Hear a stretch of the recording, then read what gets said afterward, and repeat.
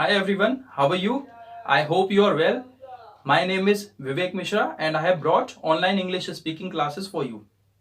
Guys, if you are watching my video first time, then I would suggest you to watch my previous videos. Because if you start watching the videos from the middle, it will be very difficult for you to understand all the course. Today I am going to start a new topic. यानी आज मैं एक नया topic start करने वाला हूं और उसे स्टार्ट करने से पहले हम फर्स्ट डे की जो क्लास थी थोड़ा उसके बारे में बात कर लेते हैं। ठीक है, तो फर्स्ट डे की क्लास में मैंने आपको ये बताया था कि इंग्लिश में जो परेशानियां होती हैं जैसे हेजिटेशन, नर्वसनेस या और भी परेशानियां उनसे कैसे हम छुटकारा पाएं। ठीक है, how to get rid of all the problems related to the English. फिर सेकंड वीडियो में हमने जब कोर्स स्टार्ट किया था तो मैंने आपको ये बताया this is the course in which I am going to teach you language, यानी मैं आपको क्या पढ़ाने वाला हूँ, लैंग्वेज पढ़ाने वाला हूँ।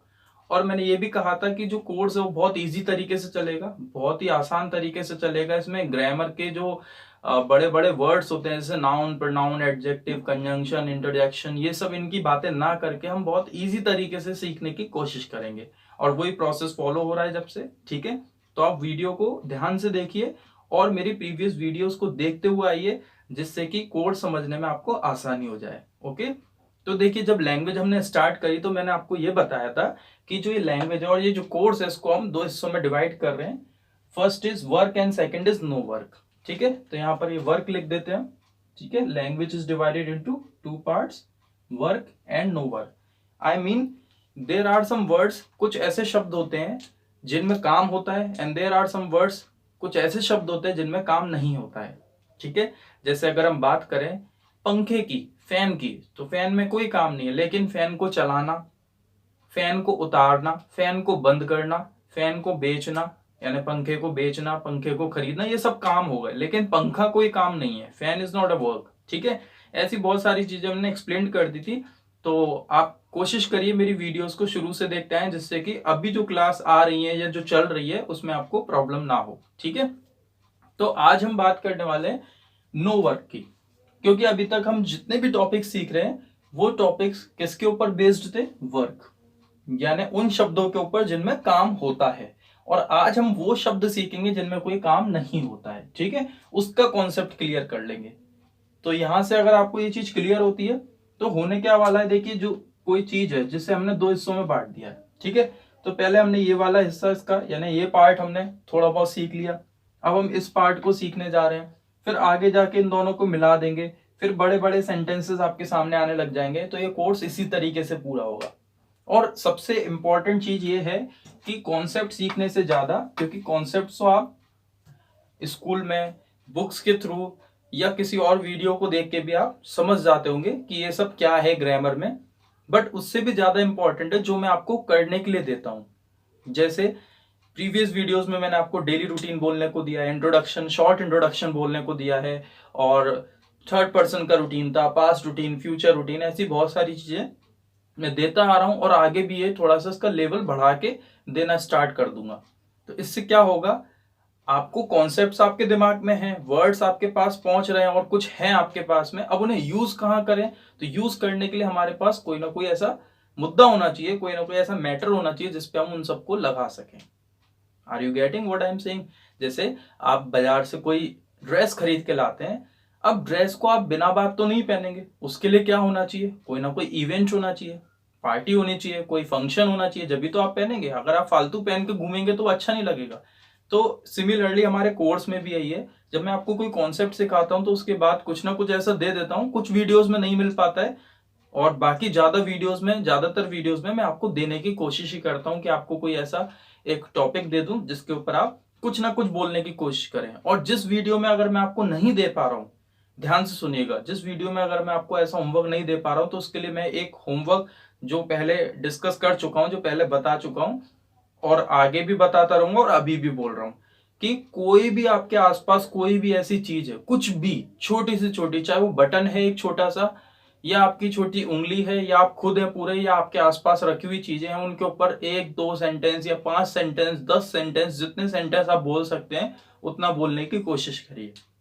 ठीक है, try to speak more and more sentences over one thing, एक चीज के ऊपर बहुत सारे सेंटेंस बोलने की कोशिश करिए। तो ये तो रेगुलर होमवर्क है, इसके अलावा बीच बीच में मैं आपको चेंज कर करके भी देता रहता हूँ, ठीक है। तो आज हम बात करने वाले नो वर्क की। तो देखिए बच्चों, नो वर्क में क्या होता है, वर्क मीन्स काम, और नो वर्क का मीन्स नो काम। नो वर्क का जो मतलब होता है उसका मतलब ये है कि इसमें कोई काम नहीं है, मीन्स नो एक्ट, ठीक है।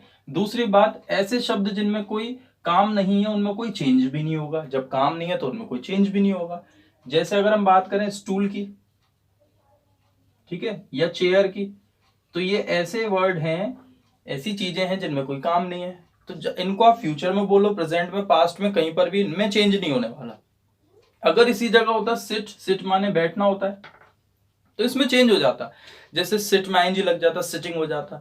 सिट की second form set, third form set, और एस और एस लगते तो सिट्स हो जाता। इस तरीके से इसमें चेंजेस आपको देखने को मिलेंगे, but you will not find any change in the no work. यानी कि जो वर्ड है जिन्हें हम नो वर्क बोलते हैं उनमें कोई चेंज नहीं करेंगे आप, ठीक है।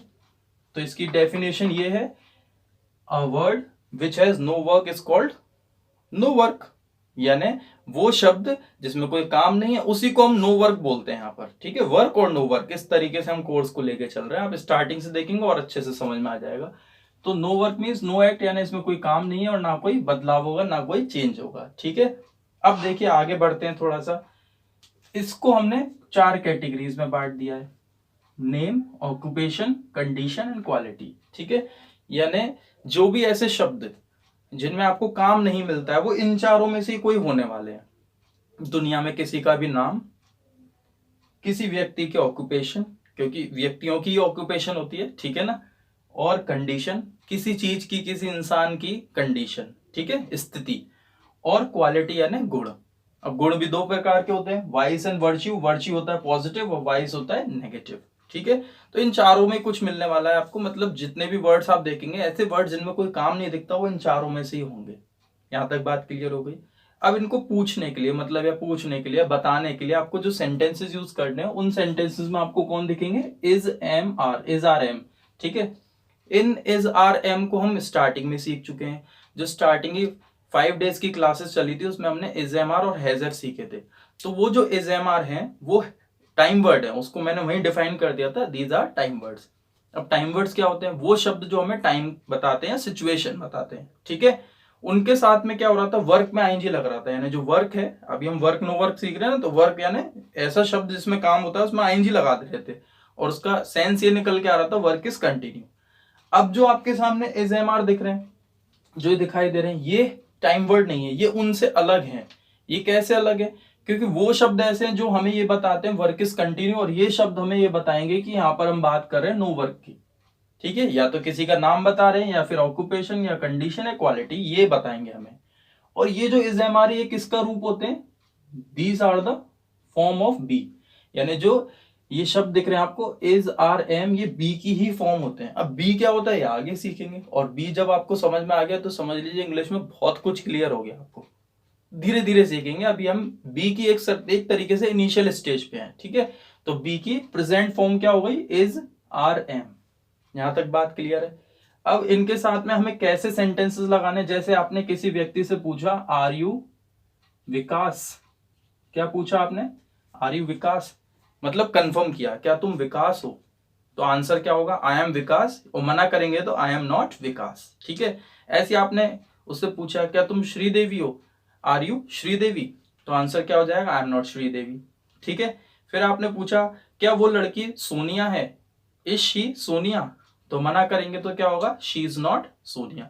बहुत सिंपल सेंटेंसेस होते हैं। देखिए इनिशियल स्टेज है नो वर्क की और बी की, ठीक है। एक तरीके से हम बी ही सीख रहे हैं, समझ के चलिए एक तरीके से। तो बी की फॉर्म होती है इज, एम, आर, और नो वर्क को आज हमने स्टार्ट किया है, इसलिए बहुत छोटे लेवल पे अभी सेंटेंस बना रहे हैं।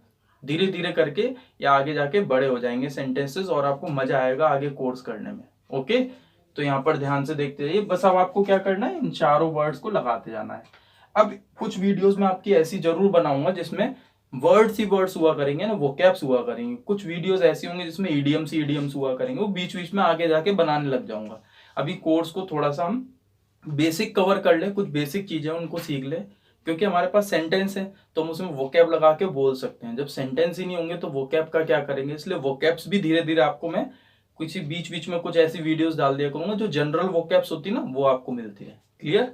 चलिए तो आगे देखिए यहाँ पर क्या करना है हमें। ऑक्यूपेशन क्या होती है भाई, किसी का भी काम, जैसे मैं टीचर हूँ, आप स्टूडेंट है, कोई डॉक्टर है, कोई इंजीनियर है, कोई हॉकर है, कोई प्लम्बर है, कोई वेंडर है, कोई इंजीनियर है, कोई कुछ है, तो ये सब क्या होते हैं, ये सब ऑक्यूपेशंस होती हैं। क्लियर?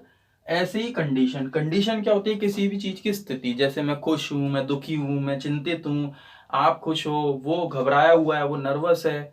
ठीक है ना, समझ में आ गया? ये सब क्या हो जाती है, कंडीशन हो जाती है। क्वालिटी क्या होती है, दो प्रकार से, वर्च्यू और वाइस। वर्च्यू यानी पॉजिटिव क्वालिटी, जैसे कोई ईमानदार है, कोई कोऑपरेटिव है, कोई हेल्पफुल है, ठीक है, कोई स्मार्ट है, कोई इंटेलिजेंट है, ये सब क्या हो जाएगी, ये पॉजिटिव क्वालिटीज में आ जाएंगी।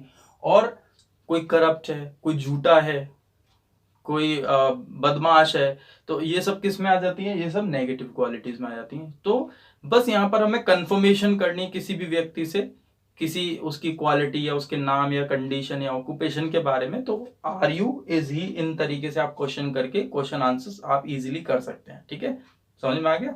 जैसे मैं आपसे पूछते जाता हूँ, आप आंसर देते आइए। बस ये स्टार्टिंग थी इसका, ये इंट्रोडक्शन था। अब धीरे धीरे बी को आप सीखते चले जाएंगे एक तरीके से। फिर बोल रहा हूँ मैं, हम बी ही सीख रहे हैं, लेकिन बी का रूप बदला हुआ है। वो बी किस रूप में दिखाई दे रहा है आपको, इज एम आर, और ये किसके साथ आ रहे हैं, नो वर्क के साथ। ये प्रेजेंट में हम सेंटेंसेस सीख रहे हैं, और नो वर्क 4 हिस्सों में बांट दिया, नेम, ऑक्यूपेशन, क्वालिटी और कंडीशन। ठीक है, इसके क्वेश्चन आंसर्स कैसे होंगे, अब इसको जल्दी जल्दी करते जाते हैं। जैसे मैंने आपसे पूछा आर यू हैप्पी, तो आपका आंसर क्या होगा, आई एम हैप्पी। अगर मैं आपसे पूछूं आर यू नर्वस, आप बोलोगे आई एम नॉट नर्वस। लेकिन अगर आप स्टेज पे चले गए तो वहां खड़े होकर आप बोल सकते हो, यार थोड़ा नर्वस हूं मैं, I am little bit nervous. ठीक है, अगर मैं आपसे पूछूं आर यू टीचर, तो आप बोल सकते हो I am not teacher, I am a student. अगर मैं पूछूं इज ही इंजीनियर, आप बोलेंगे yes he is an engineer. अगर मैं पूछूं इज शी डॉक्टर, तो आंसर क्या होगा, शी इज डॉक्टर। बहुत सिंपल सेंटेंसेस हैं, और जो वर्ड्स हैं ये आपको आना बहुत जरूरी है। और ये वर्ड्स की वीडियोस मैं डेफिनेटली आगे डालूंगा जिससे आपको फायदा मिले। ठीक है, यहाँ तक क्लियर हो गया आपको, ये कॉन्सेप्ट समझ में आ गया? यानी हम जो स्टार्टिंग कर रहे थे, स्टार्टिंग में फर्स्ट डे में मैंने आपको बताया था language is divided into 2 parts, work and no work. Work से रिलेटेड हम कुछ सेंटेंस सीख रहे थे, आज नो वर्क की स्टार्टिंग कर दी है।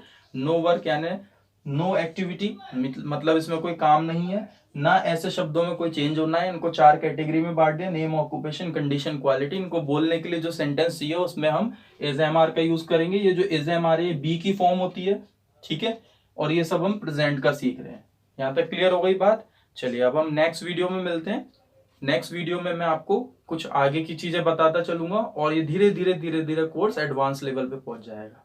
Okay guys, so keep watching my videos. पसंद आए तो लाइक करिए और शेयर भी कर दीजिए करिए। चलिए bye bye, take care, see you.